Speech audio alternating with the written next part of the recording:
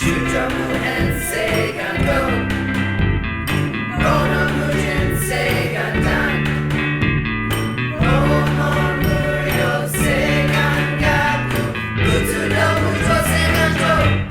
everyone, welcome back, and yes, I'm back. Thank you so much for tuning in and hanging out with us all spring. For those who don't know me, I'm Dave, the caretaker here at ACZC, and I've been gone in Japan doing training for some months, and I have missed you, and our treasurer tells me we've been definitely missing the chance to politely ask you for donations before these podcasts, which I will do in 1 second here, but first, I come back bearing gifts for you all. While I was off at the monastery, the head monk's teacher happened to be Muho Noke, who some of you may have heard of. He was the abbot of Antaiji, Kotosuwaki's monastery, for 18 years, and is pretty prolific online, and he stopped by and treated us to a fantastic talk one night, which I just so happened to record, and he graciously said I could use it for this podcast. So, here you go. Today you've got Muho talking all about farming, and why after 18 years of being the abbot of the monastery, famous for doing mostly only zazen and some farming, he's starting to think maybe zazen alone might not be the whole answer to Zen. It was a sweet and sometimes hilarious talk, my favorite combination, and I'm very excited to get to share it with you.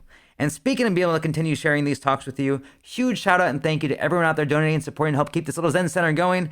I am thrilled to see it still here, thrilled to see how everyone pitched in to make that happen while I was gone. But, like I said, I've also been informed that the finances aren't as solid as they could be at the moment. And as always, we can use all the help we can get. So, if you'd like to pitch in, you can go over to aczc.org/donate, make a one-time donation, or even better, become a recurring member at whatever level you can afford. We are 100% donor funded and always operate on a pay what you can, no one turned away system. Which means, if you cannot afford to donate, please do not. We are so glad you're here. But if you can, please do, because that's how we can afford to not worry about those who can't. And okay, thank you as always for everything you do. Enough out of me. Here you go, on with the show. Here is Muho with The Easy Way.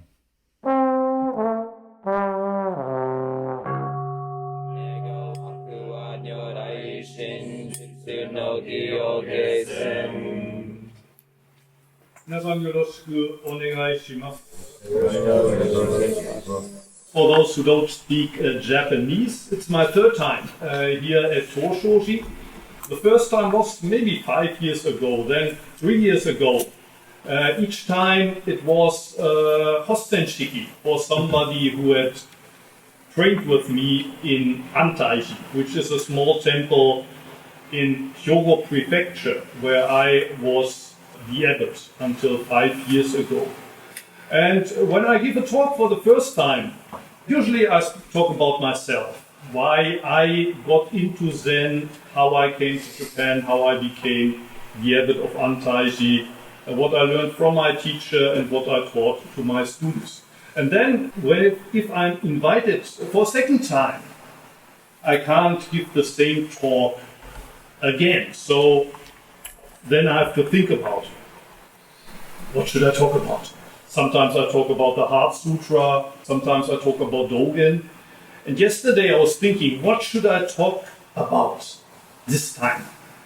And I had already an idea in my mind, and then I checked the material I used 3 years ago, and it was exactly the same. It was exactly the same that I was thinking, I would say today.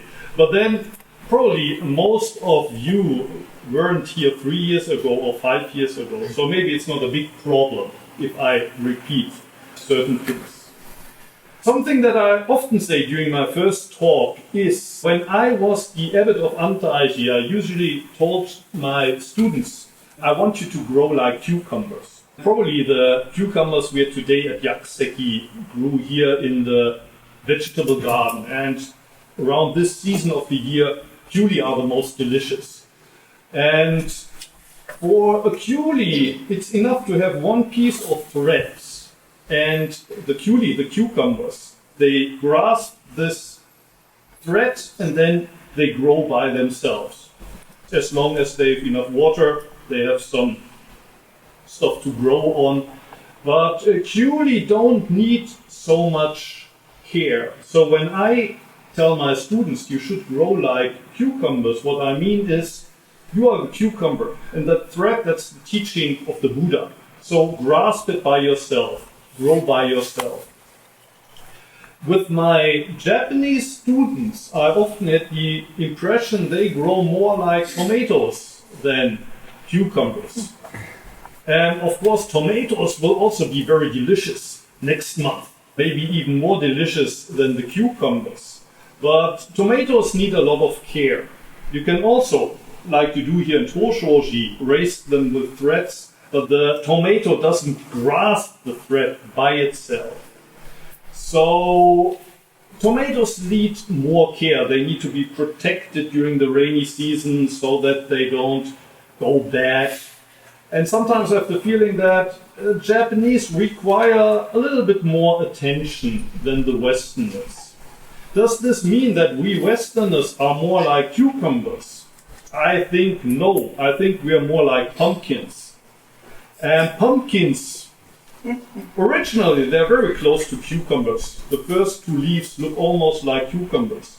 But if you make a mistake and plant a pumpkin where the cucumbers belong, you have trouble around this time of the year. Because pumpkins grow all over the place, like it's all me.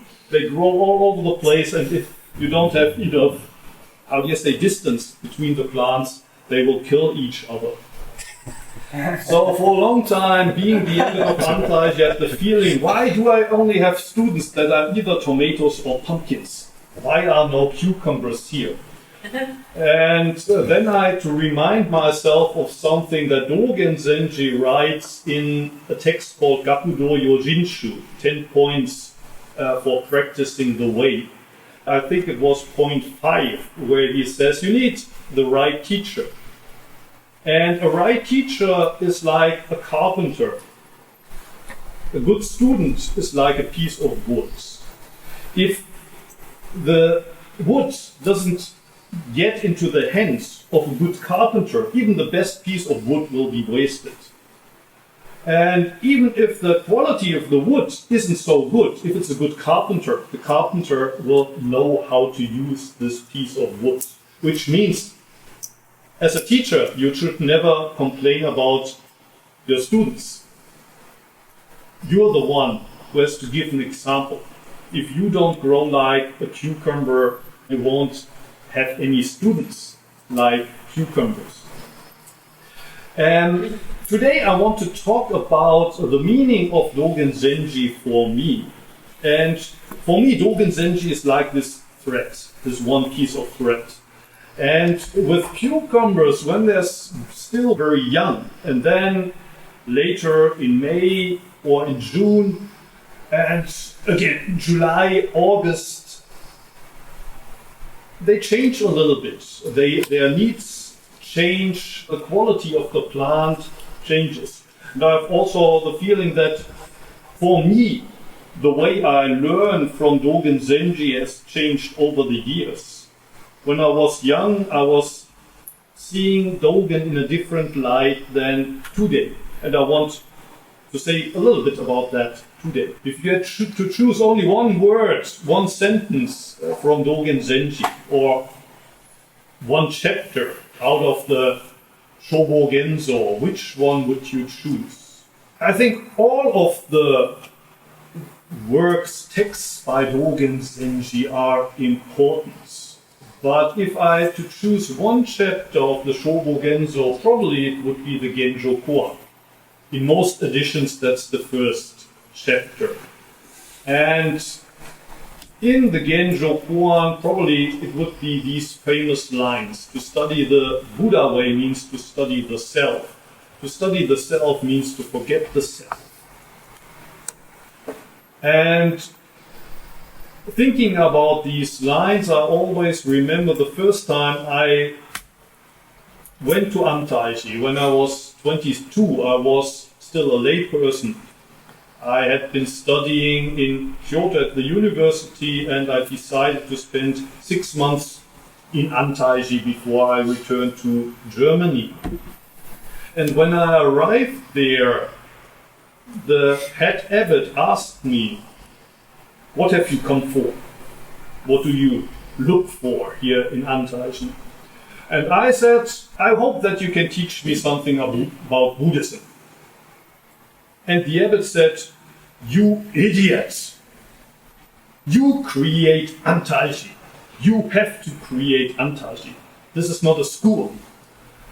And I was surprised because I was still 22. I could hardly speak Japanese. I wasn't an ordained monk. So how could I possibly create antaiji? I think what the abbot wanted to say is what you can learn during this 6 months depends on you and you alone, on your attitude. If you have the right attitude, you use your eyes and ears, you have a fresh, curious mind, then these 6 months might change your whole life. But if you lack this attitude, 6 months will pass and probably nothing much will change. And I think to study the Buddha way means to study the self has a meaning that's close to that. So it's not that we study Buddhism here as one out of many religions. Also, probably most of you haven't come here so that later you become a professional priest. You want to learn about yourself. You want to create your own life.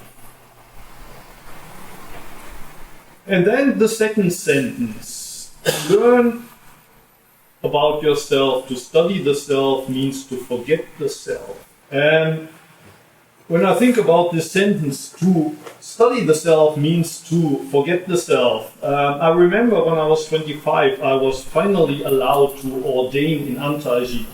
And one day I was tenzo for the first time.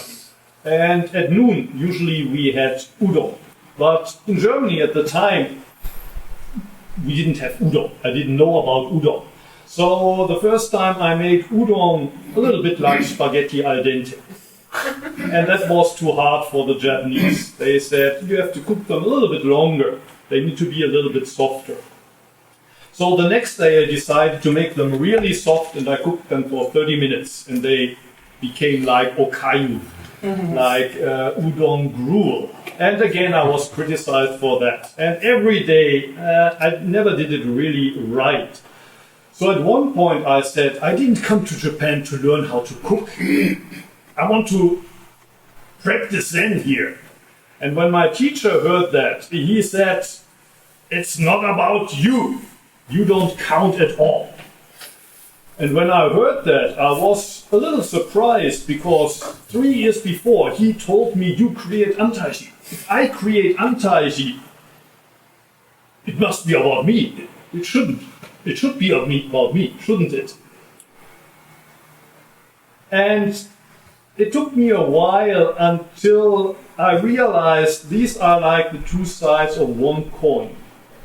If you don't practice the Buddha way, nobody can do it for you.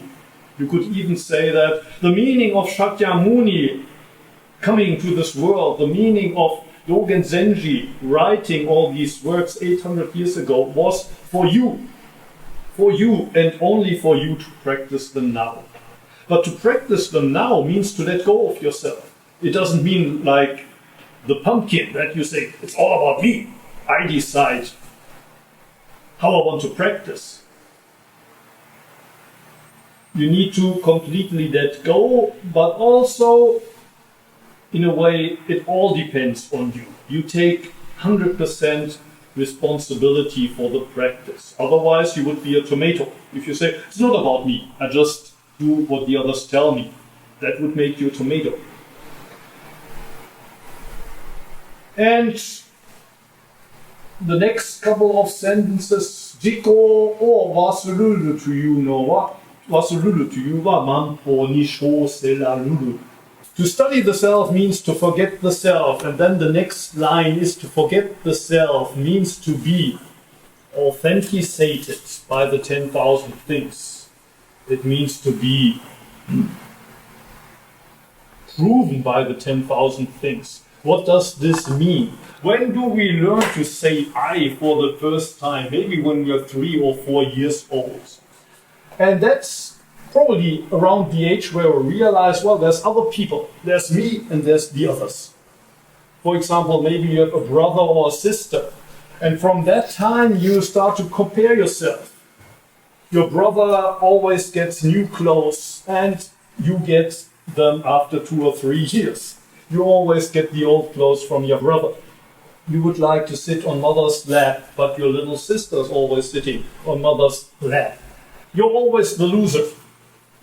You compare yourself and you always feel as if you were the loser. And in class, you're never at the top. When you turn 13, 14, 15, always the others are more popular with the boys or with the girls. You're never popular enough.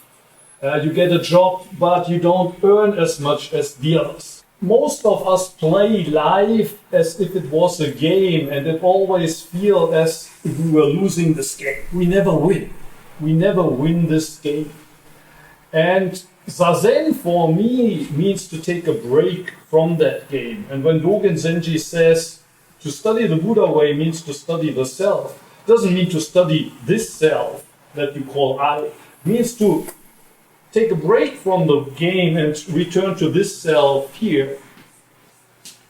The self, which you could also call the here and now. When you do Zazen, you breathe in, you breathe out.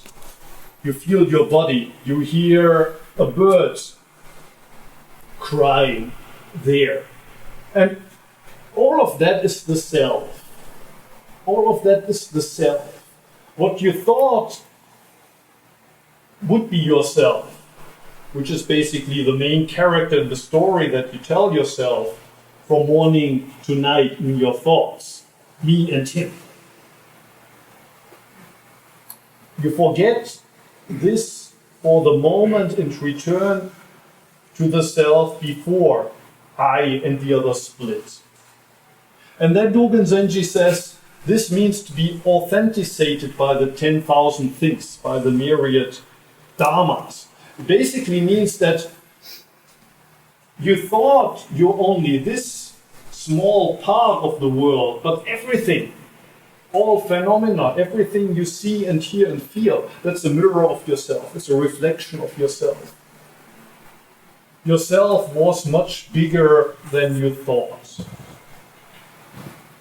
And then the next sentence is when the 10,000 things authenticate the self, body and mind of the self, as well as body and mind of the others drop off. Manpo ni shōseraru to you wa, jiko no shinjin oyobi tako no shinjin o shite datsuraku seshimuru to suzuku desu ne. And the next line in the Genjokoan is to be authenticated by the 10,000 things means to drop your own body and mind and that of all the others. What does that mean? You could interpret it as once you feel that Zazen has liberated you, body and mind have dropped off. You should also not forget about the others. You should teach that to others, help also others to get to this point of body and mind dropping off.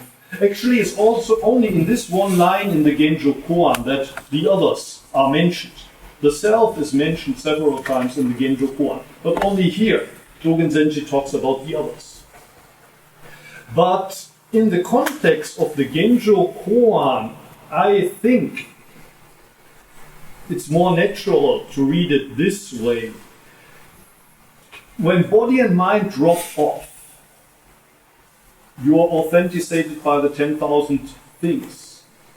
At the same time, the body and mind of all things drop off because you're connected. There are no others. Your shinjin datsuraku, your dropping off of body and mind, is the dropping off of body and mind of the whole universe. They are one. If your body and mind drops off, how could there be a single being that's not liberated in that moment? I think in the Genjokoan, that reading is much more natural. And now I want to get a little bit to the topic of how my reading of Dogen Zenji has changed over the years.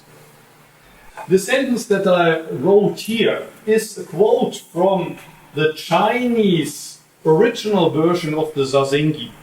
You probably all know Dogen Zenji's Fukan Zazengi, but a big portion of that is based on the Chinese version that you find in the Zen En Shingi. Zen En Shingi is quoted, for example, in the Tenzo Kyoku.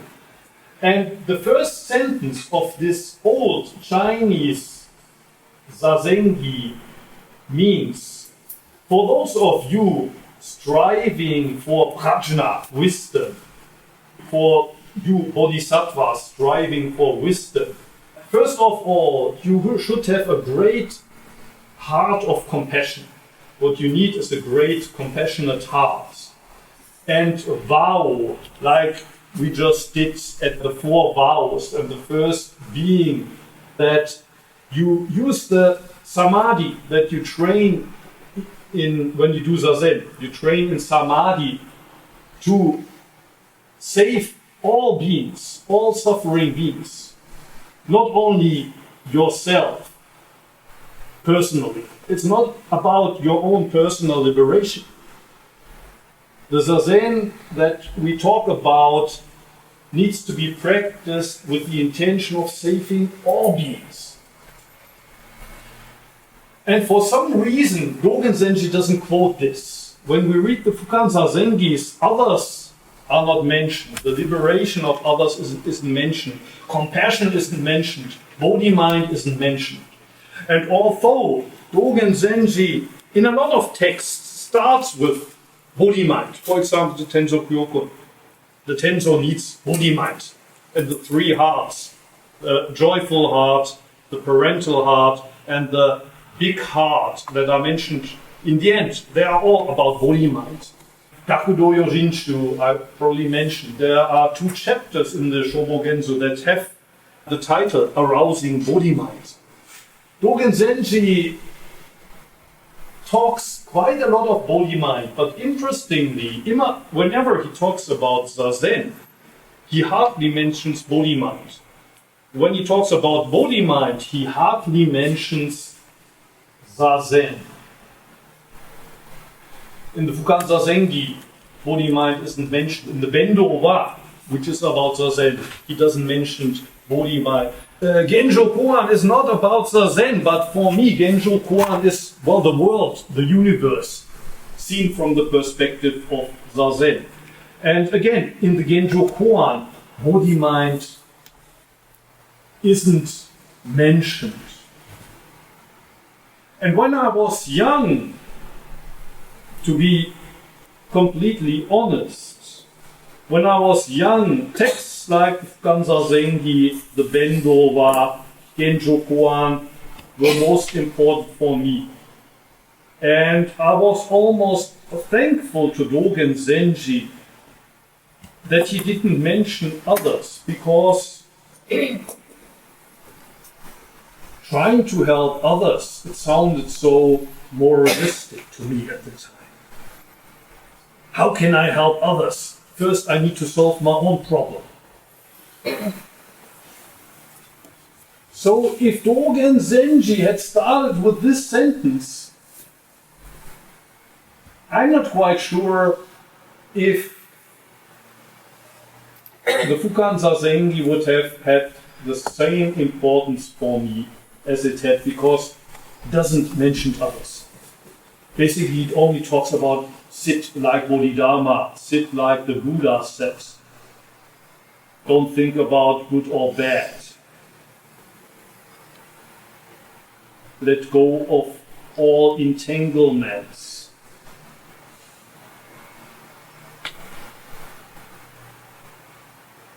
And again, in Genjokoan, he's talking about the dropping of body and mind. And I think it's natural to read the Genjokoan, this passage, as my dropping of body and mind, is the dropping of body and mind of the whole universe. Actually, I'm thankful for Dogen Zenji that, especially when he was young, he emphasizes Zazen and the dropping of body and mind. I told you that I was almost thankful to Dogen Zenji that he doesn't mention the salvation of others in the Fukan Zazengi. He only talks about Zazen and letting go of thoughts like good or bad. Another chapter from the Shobo Genzo that's very important for me is the Shoji chapter. Shoji means life and death or samsara. And in there, Dogen Zenji says, among other things, that samsara itself is nirvana. If you look for nirvana outside of samsara, you will never find nirvana.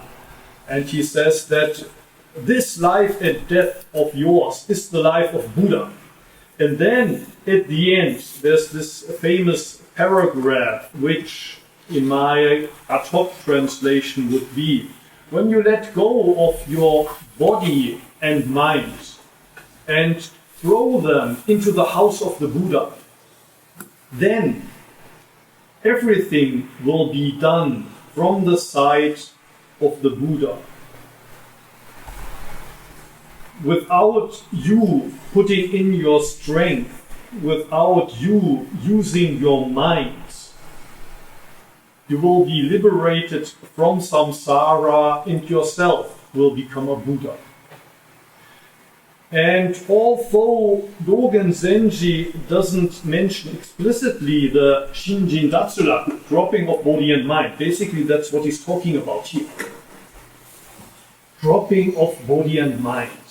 In Zazen, it's not me doing Zazen, Zazen is doing Zazen. And in that moment it becomes easy. Until then it's, how many more minutes until the bell rings? I'm in pain. Somebody help me, I'm in pain. Or you're doing Samu and you hate it. You are the Tenzo and you wish you wouldn't be the Tenzo. But if you let go of your body and mind and throw yourself into Samu, into Tenzo, sometimes there are those moments when Samu does Samu, Tenzo does Tenzo. It happens by itself. Zazen does Zazen. Before you know it, the bell rings. And 1 hour can feel like 5 minutes. And I love this section of the Shoji chapter. I think everybody loves this part of the Shoji chapter. You completely let go of yourself, and the next moment it feels like the Buddha is pushing your back. You're liberated. Until then, you strive for liberation. You want to be free, but you don't even know where the door is. In that moment, you realize, I was always there. It was here. Here is nirvana. Interestingly, there's another paragraph that follows this. The last paragraph of the Shoji chapter is as follows. Dogen Zenji writes, there's an easy way to become a Buddha. And when I first read that, I was surprised. What are you talking about? You just taught us the easy way. We only let go of ourselves. Let body and mind drop, and you are Buddha. Why?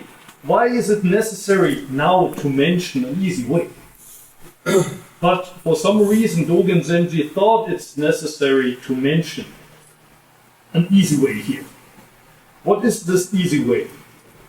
Stop doing all evil. Well, that's one of the foundations of Buddhism. That's why we take the precepts. Practice all good. Stop doing all evil. But it sounds pretty, how do you say, dialectic. It sounds like dialectic thinking. In the Fukan Zazengi, Dogen Zenji said, stop thinking about good and evil. That sounds more like Zen. There is no good and evil. When you let body and mind drop naturally, you can't do evil. But here he says explicitly, don't do evil. Don't cling to life and death, but have compassion for all living beings.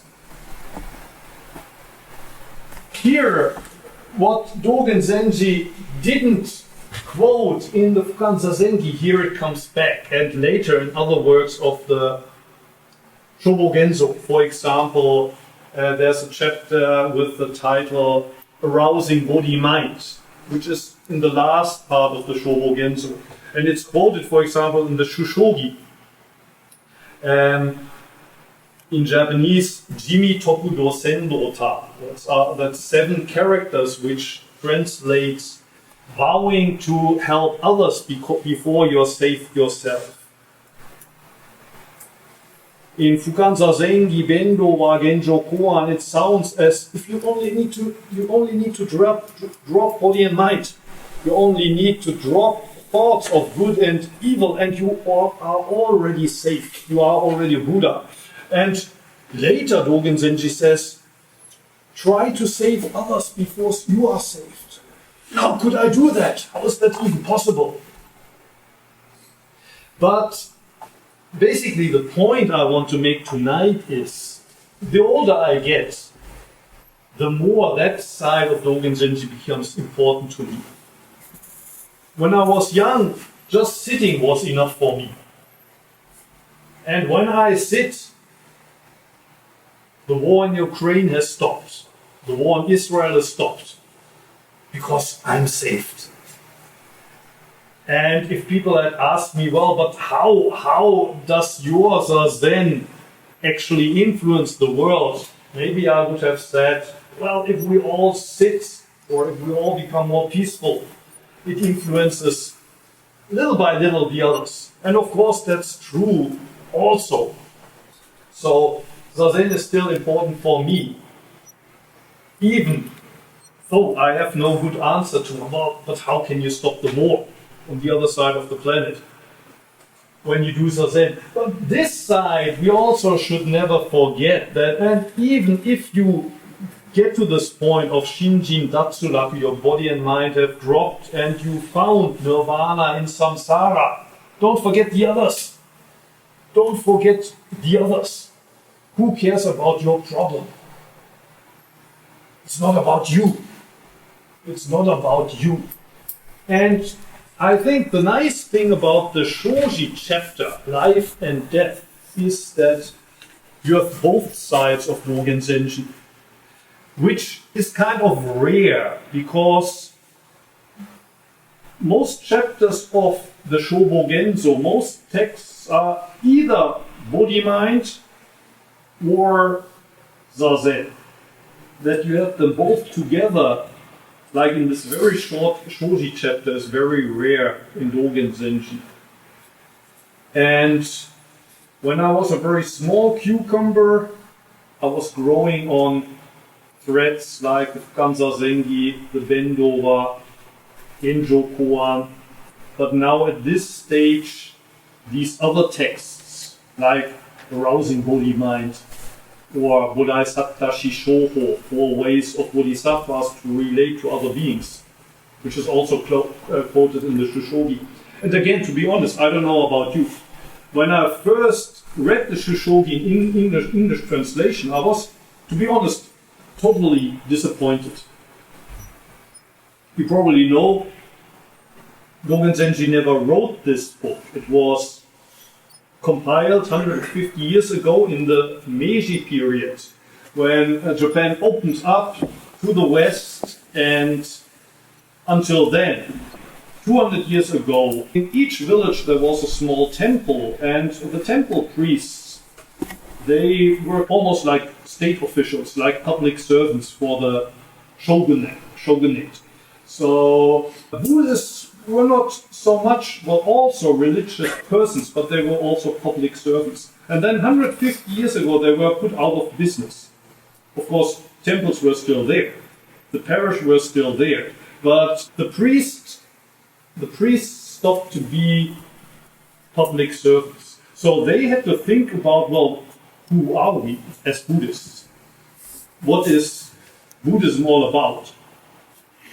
And it was in the Meiji period that, for example, this text was written to explain to lay people the teaching of Dogen Zenji.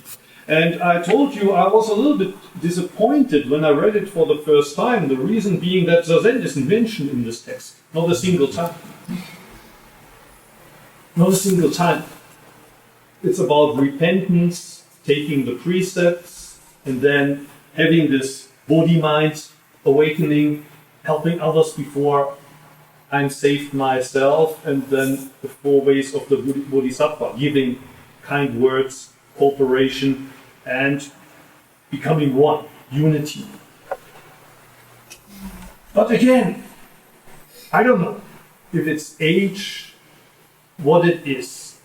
The longer I study Dogen Zenji, the longer I practice myself, the more I start to value also this side. Of course, we should never forget Zazen. Zazen is one pillar, but the other pillar is communicating the teaching, communicating body-mind, communicating the joyful, parental, big mind of the Tenzo to others.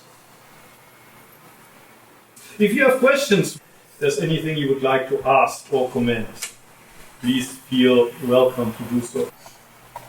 Thank you very much for this interesting talk. You were mentioning the part of the Genjokoan to study the Buddha ways, to study self, and so on. And in the translation, I know it ends with, and this traceless enlightenment Yes. continues forever. And you didn't comment on that, so I was wondering if you would like to say something about that too. Thank you for mentioning. As you said, dropping off your own body and mind and those of the others. And after that, you could translate it, the traces of enlightenment, of Satori, will come to a calm. They will quiet down.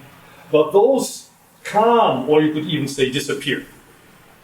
They will disappear. The traces of what you realize disappear, but you walk on and on and on, endlessly on these traces that have disappeared.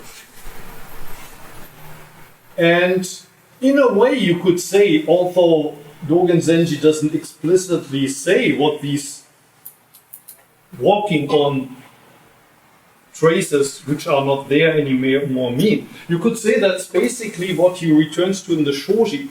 Your problem has solved. You think you got it, but now you let it go and you practice invisibly, like, well, Avalokiteshvara. You're a helper for Avalokiteshvara. You could interpret that passage of the Genjokoan in that way. Although nowhere else in that chapter, like Bodhisattva practice, is mentioned. But you could say that that's actually the point that Dogen Zenji later returns to. Invisible practice, Bodhisattva practice. And it's not about you anymore, and not what you gained and what you grasped, what you understand. You let go of that. And even if you are the last one to enter nirvana, you help others first. So if there's some connection to this spirit in the Genjokoan, it's exactly the point where you mentioned. So the point that you mentioned, walking the invisible traces, and then also the last metaphor of using a fan to make wind blow. You could, of course, say using that fan means to sit when you sit, to cook when you cook, but also giving kind words, cooperation, becoming one, are also, I think, an example of this practice.